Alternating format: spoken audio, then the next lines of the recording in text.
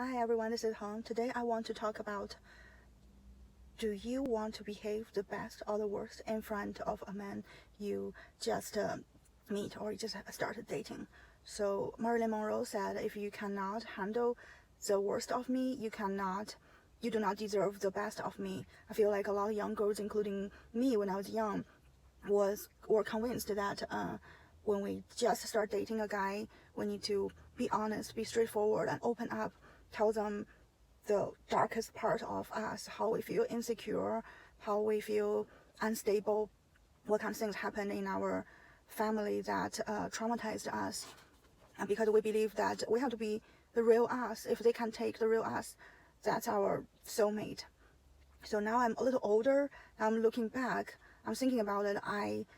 To be honest, I don't think that is a very good idea, because first of all, a good loving relationship, it has to be a good friendship. So a lot of friendships start with actually happy things. So you have the same interest, you can talk very happily together, or you can play very happily together, being very compatible.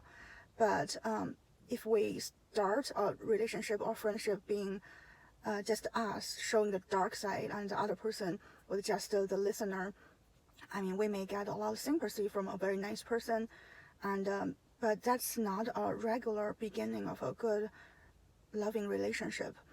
Yes, when we meet together, we fall in love because we have the same interests, we have fun, and later when we open up, we can definitely share the darkest side of ourselves. But that's like after we have those solid foundation of love and trust. So if we meet a guy we barely know and we just dump all those things to them, it's not fair.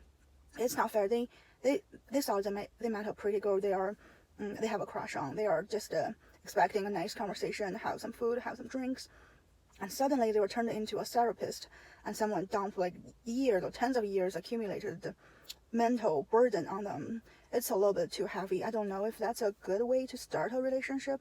I mean, that's for the good guys. What if you meet a guy who's not good, like showing your scars or wounds? It's like showing the blood to some wild animal. They may smell the vulnerability and use that to attack you. They will use you for sex, for more mental abuse. So it's even not safe for us to do that. Yeah, I feel like a lot of girls think it's a test, but what does this test actually do? It will filter out good guys, and whoever stays are the ones who can smell the blood and feel attracted. The second reason I feel that's not a good idea is because I think there are better ways to test if a guy deserves the best of you. For example, if you are in a nice situation, if you are not in depressing, frustrating situation now, you may think, he likes me because I'm doing well. I mean, because I look good, I'm good financially.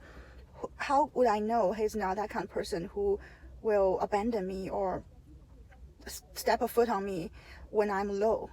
So to test that, you don't have to use yourself. You can always see how they treat other people, right? Only time tells if a person is good or not. When you're with him, observe how he treats his friends, how he treats his family, how he treats strangers on the street.